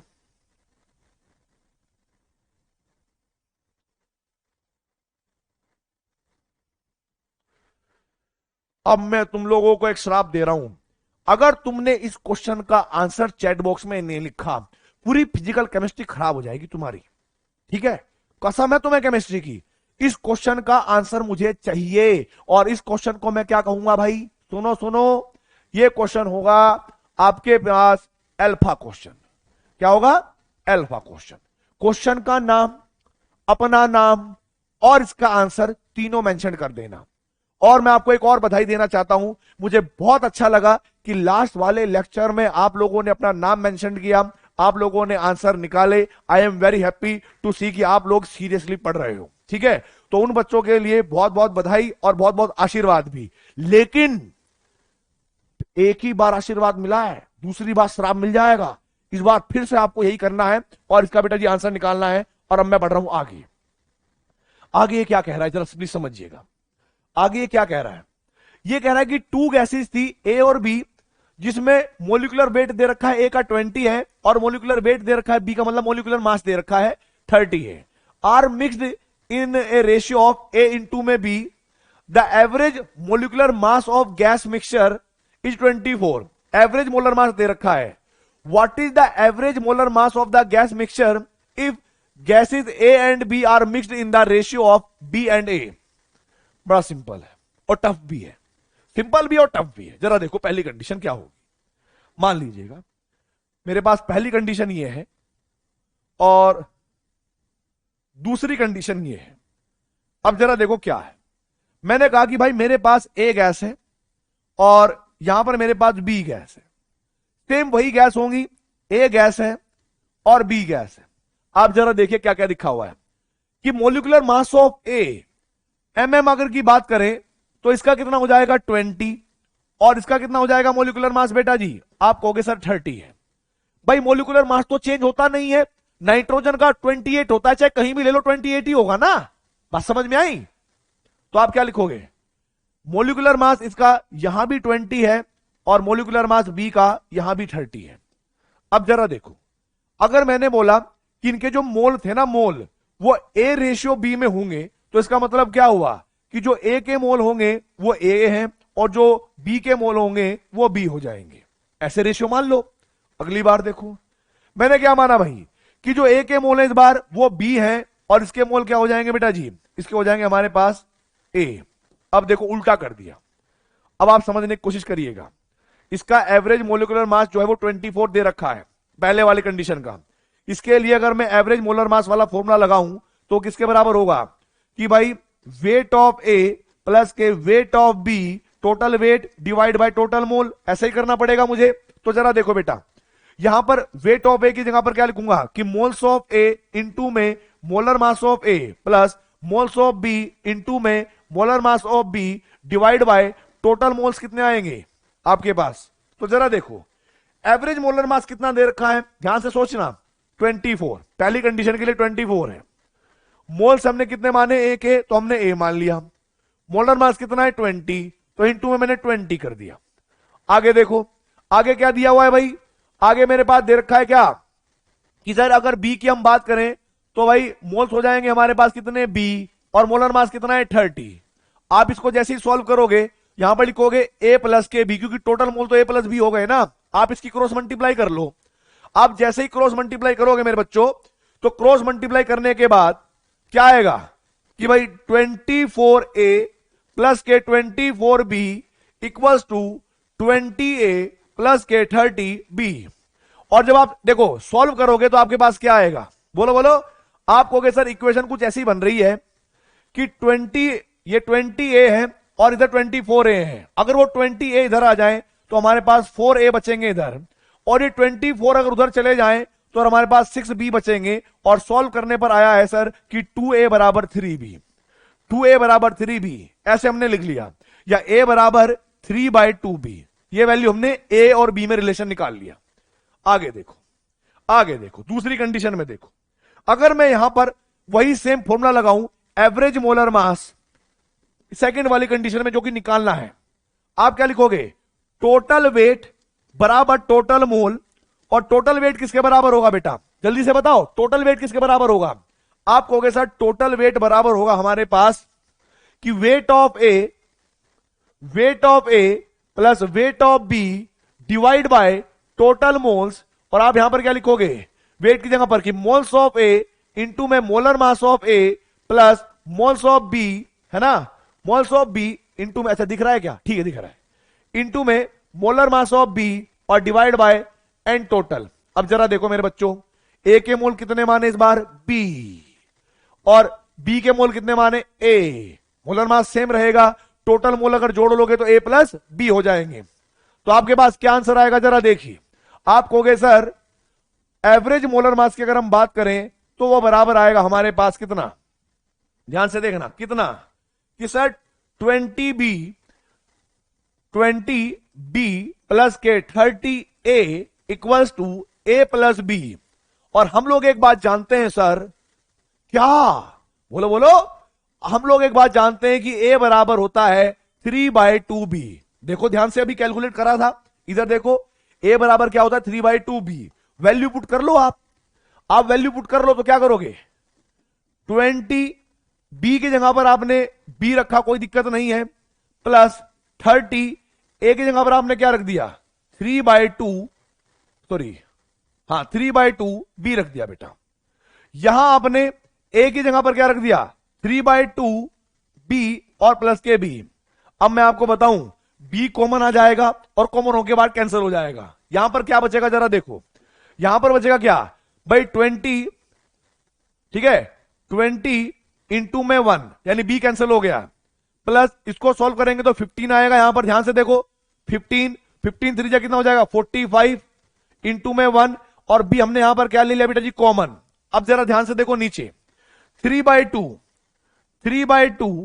Plus 1 ऐसे कर लेंगे 3/2 प्लस 1 और बी मैंने यहां पर भी कॉमन ले लिया तो ये कैंसल आउट होगा कि नहीं होगा। आप ध्यान से देखिए 20 और 45 कितने हुए 75 और नीचे आप देखोगे तो कितना हो जाएगा 5 और 2 जाएगा ऊपर 5/2 ना तो 2 जाएगा ऊपर सॉल्व करोगे 5 इसको करोगे 15 जामे और ये हमारे पास आ जाएगा बेटा जी 30 उसका क्या हो जाएगा एवरेज मोलर मास हो जाएगा 30 क्या हो जाएगा उसका एवरेज मोलर मास। अगर आपको ये क्वेश्चन समझ में आया है तो आप चैट बॉक्स में लिख देना सर समझ में आ गया, नहीं आया है तो बोल देना कि नहीं आया है, ठीक है अगली बार करा देंगे।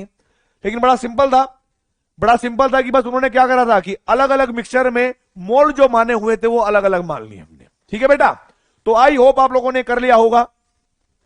तो मैं बताऊं आज मुझे धमकी मिली है। धमकी कैसे मिली है? धमकी तो नहीं मिली, वार्निंग मिली है कि सर आप इस टाइम रिकॉर्डिंग कर रहे हैं, पड़ोसियों तक आवाज जा रही है, वोट क्या आ गए, ठीक है तो सर कृपया करके थोड़ा सा स्लो बोल लीजिए, इसीलिए मैं बहुत धीरे धीरे बोल रहा हूं, ठीक है बेटा। तो आप लोग भी अच्छे से पढ़ाई करें, बहुत मन लगा के पढ़ाई करें और ऐसा मुझे लगता है कि आज के लेक्चर के बाद आपको डबल टाइट्रेशन की तो मतलब वाट लगा दोगे आप, ठीक है भाई। तो अच्छे से पढ़ाई करते रहें, ऑल द वेरी बेस्ट, जय हिंद और बहुत बहुत प्यार आप लोगों को, ठीक है।